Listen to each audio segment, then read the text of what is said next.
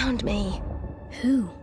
My brothers. Hey, welcome back, ScreenCrush. I'm Ryan Airy, and this is all of the Easter eggs, references, and little things you might have missed in the penultimate episode of The Bad Batch, Flash Strike. So the title refers to the Bad Batch's quick attack on Mount Tantis, which doesn't really go anywhere in this episode, but it's a nice table setting for the series finale. So we begin with the Bad Batch fastened to the hull of an Imperial research vessel, like the one we first saw in the episode Metamorphosis. Yeah, which one was that again? Oh, don't worry, we are going to talk about that episode later on. Last week we pointed out that this shuttle is similar to a Sentinel Imperial attack shuttle, with the same shoulder locking mechanisms on the seats that you see on many military aircraft in the real world. Meanwhile, Echo is in the main ship disguised as a TK trooper to make sure no Snoopy droids reactivate the hull sensors. He might also be trying to pull the coordinates of Tantis from the Nava computer. Notice he's using what's called a SCOMP link. Now this is the Star Wars version of a USB drive. Now we see R2-D2 of course using one of these in A New Hope, and ever since then this has become a universal computer accessing technology in Star Wars. When Echo accesses the screen, the Arabesh here is mostly random numbers, except this spells out your mom.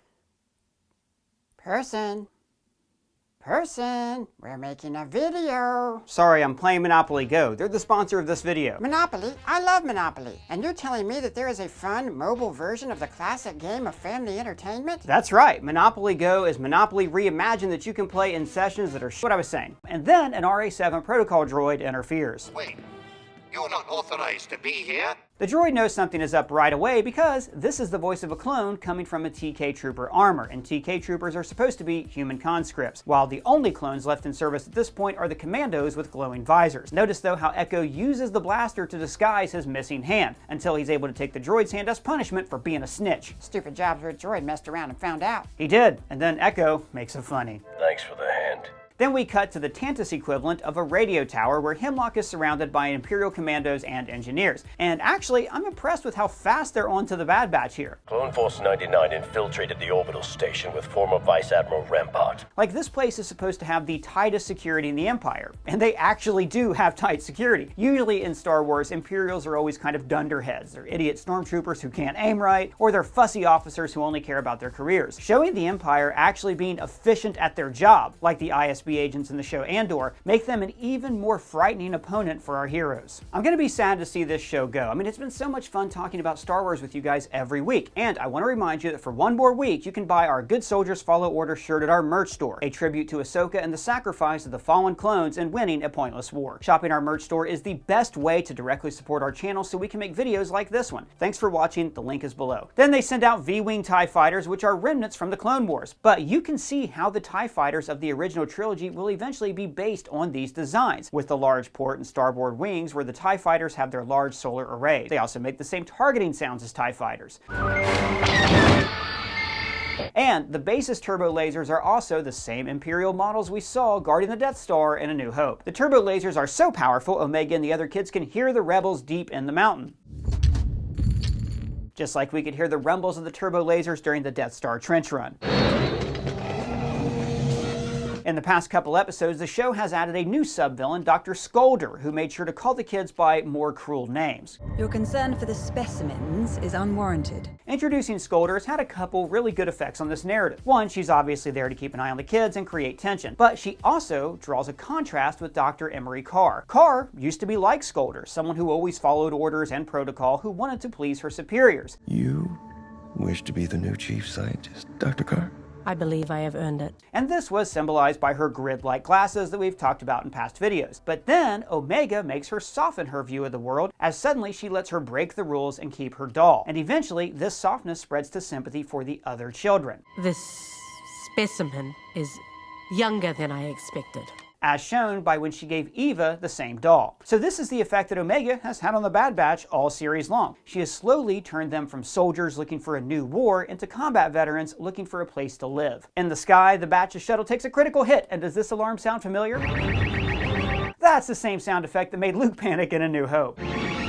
What's that flashing? When Hunter puts on autopilot, this text reads, "Auto control initiated." Then they repel out of the shuttle, so Probably would have been better off setting explosives to fake their deaths. yeah, you're right, because the ever-thorough Hemlock orders a search of the crash site. Now, Imperials are not so thorough years later, when they, for instance, let an escape pod slip by that contained the stolen Death Star plans. Hold your fire. There's no life forms. And side note, I hope the Bad Batch don't accidentally go into the other Mount Tantis that we see here. Crosshair insists that they're going the right way. I've been here before.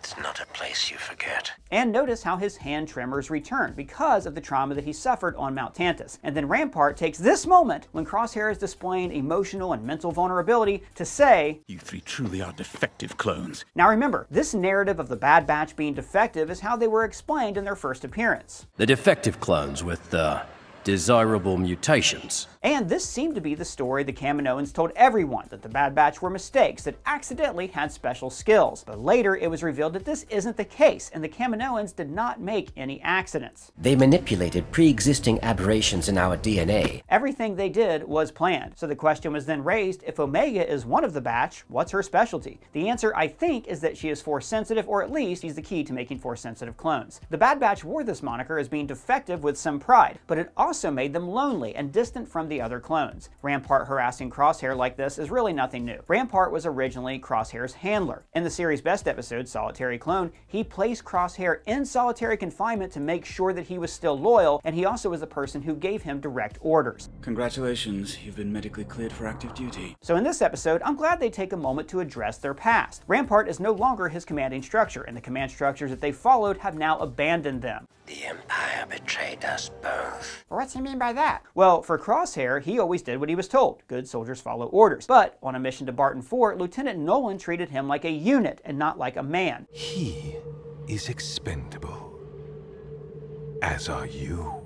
And afterwards, the Empire took Crosshair to Tantis and tortured him, whereas the Emperor made Rampart take the fall for the secret destruction of Kamino. This unprovoked attack on Kamino was a cowardly act by Admiral Rampart. But last episode made it seem like Rampart would still much rather be in the Empire.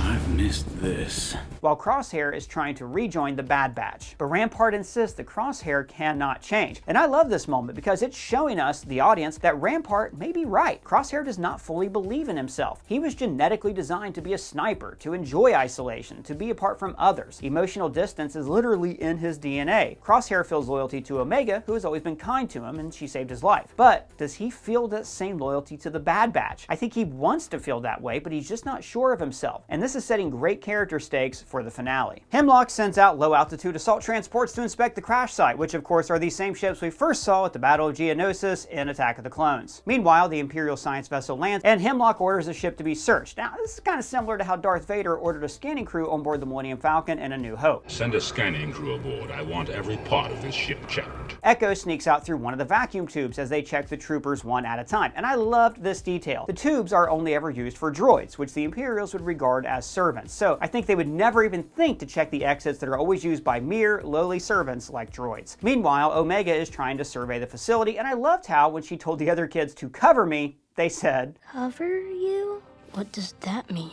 And that's so sad because if these kids had been trained as Jedis, then they would have known exactly what that meant. Yeah, but then they would have also been child soldiers. Yeah, you're right. And hell, you know what? Maybe Luke was right. It's time for the Jedi to end. In the balcony, Scolder is talking to an Imperial nanny droid like we've seen in the Clone Wars and in this show, and then Omega goes full die-hard, dodging dumbwaiters as the Batch are dodging jungle patrols. Rampart is not exactly in fighting shape, and he takes a rest on what turns out to be a monster. Now, this is an old trope that serves a few narrative purposes. One, it shows that the jungle is alive and it's filled with hidden dangers. It also shows how Rampart is ignorant of his surroundings and how he's using the living jungle as a prop, as furniture, before finding out that he cannot actually own or control this land. It also further reveals how inept he is. The Batch are battle-hardened combat soldiers, while Rampart is a soft-handed button pusher, so of course, he gives away their position. Now, this is the same beast that was hinted at in past episodes. But that is not what killed them. No, it was the creatures that roam the jungle. And this monster is also why the Empire was going to put down Batcher. Put him down, like pick him up and huggle him and then put him back down? No, put him down like, The gasps! That's awful! Yeah, but here you can see why. When Omega domesticated Batcher, it meant that she could no longer survive in a fight against this beast. So essentially, she would have died in the wild. But the Empire did this out of necessity, not sympathy. If Batcher would have died in the wild, then the Empire would have had no use for her. And the Empire discards anyone or anything that is not of use. But then the monster ends up doing them a favor as it takes out Imperial controls. Again, this is part of Star Wars DNA. In the first movie, the rebels attack from a jungle, while the Imperials are safe inside their base, which George Lucas later confirmed was because the rebels represented the Viet Cong. When I did it, they were Viet Cong. Exactly. So were you thinking of that at the time? Yes. And then in other movies, we see rebels fighting from ice caves and a forest, teaming up with the natives. And in the show Rebels, animals and Force Wolves even help the Ghost crew escape from the Empire. And this is really what the Bad Batch are up against this whole season. The Empire is always trying to use technology to replicate nature. They created a space station that looked like a moon. They create tanks that look like giant animals. And now they're trying to use technology to harness the power of nature itself, the Force. And of course, in Tantis, they are doing this in the most vile, unnatural way possible by kidnapping children. During the sample extraction, Scolder's medical droid makes a similar sound to the interrogation droid in A New Hope,